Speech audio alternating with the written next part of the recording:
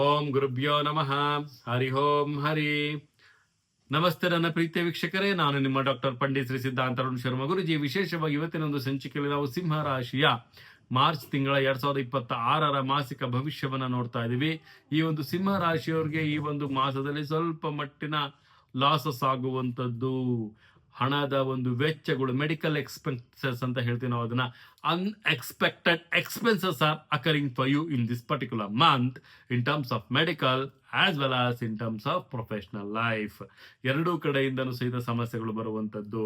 Professional ಲೈಫಲ್ಲೂ ಸಮಸ್ಯೆ ಬರುತ್ತೆ, ವೈಯಕ್ತಿಕ ಜೀವನದಲ್ಲೂ ಸಮಸ್ಯೆ ಬರುತ್ತೆ.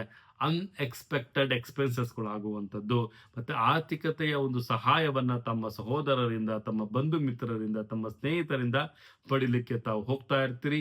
ಮತ್ತೆ ವಿಶೇಷವಾಗಿ ತಾವು ಸ್ವಂತ ಉದ್ಯಮೆ, ಸ್ವಂತ ವಿಚಾರಗಳನ್ನ ಮಾಡೋದನ್ನ ತಾವು ಬಿಟ್ಬಿಟ್ಟಿರ್ತೀರಿ.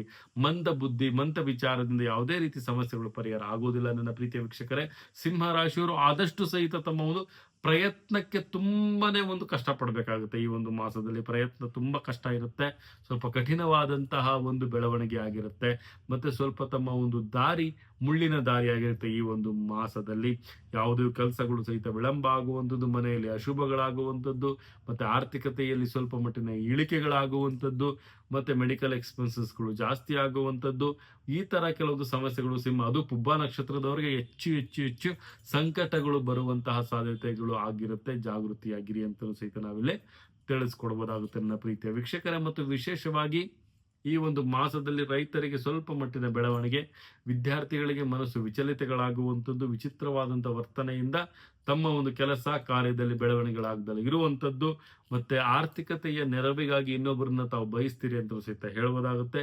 ಸ್ನೇಹಿತರಿಂದ ತಮ್ಮ ಒಂದು ಸವಾಸ ದೋಷದಿಂದ ತಮ್ಮ ಒಂದು ಹಳ್ಳವನ್ನ ತಾವೇ ತೋಡ್ಕೊಳ್ತೀರಿ. ಜಾಗೃತಿಯಾಗಿರಿ ಅಂತ ಸಹಿತ ಹೇಳ್ಬೋದಾಗುತ್ತೆ. ಮತ್ತು ವಿಶೇಷವಾಗಿ 6 ಅನ್ನುವಂತಹ ಸಂಖ್ಯೆ ತಮಗೆ ಅದೃಷ್ಟವಾಗಿರುತ್ತೆ. ಮತ್ತು ಈ ಒಂದು ಮಾಸದಲ್ಲಿ ತಾವು ಕಂದು ಮಿಶ್ರಿತ ಶ್ವೇತ ಬಣ್ಣವನ್ನು ತಾವು ಧಾರಣೆಯನ್ನ ಮಾಡೋದು ತುಂಬಾನೇ ಉತ್ತಮವಾಗಿರುತ್ತೆ. ಶನೇಶ್ವರನ ಆರಾಧನೆಯನ್ನ ಮಾಡೋದು ಅತಿ ಉತ್ತಮ ಅಂತಲೂ ಸಹಿತ ತಿಳಿಸ್ಕೊಡ್ಬೋದಾಗುತ್ತೆ ನನ್ನ ಪ್ರೀತಿಯ ವೀಕ್ಷಕರೇ. ಇದೇ ರೀತಿ ನಮ್ಮ ಚಾನಲ್ನ ಲೈಕ್ ಮಾಡಿ, ಶೇರ್ ಮಾಡಿ, ಕಮೆಂಟ್ ಮಾಡಿ, ಪ್ರತಿಯೊಂದು ವಿಚಾರಗಳನ್ನ ಬೆಲ್ ಐಕಾನ್ ಮುಖಾಂತರ ಪಡ್ಕೊಳ್ಬಹುದು ಅಂತ ಹೇಳ್ತಾ, ನನ್ನ ಆರಾಧ್ಯ ದೈವ ಶ್ರೀ ಕೊಲ್ಲೂರು ಮೂಕಾಂಬಿಕಾ ದೇವಿ ಪ್ರತಿಯೊಬ್ಬರಿಗೂ ಸಹಿತ ಆರೋಗ್ಯ, ಆಯಸ್ಸು, ಸಂಪತ್ತು ಕೊಟ್ಟು ಕಾಪಾಡಲಿ ಅಂತ ಹೇಳ್ತಾ, ಸರ್ವೇ ಜನ ಸುಖಿನೋ ಭವಂತು, ಸರ್ವ ಮಂಗಳಾನಿ ಭವಂತು.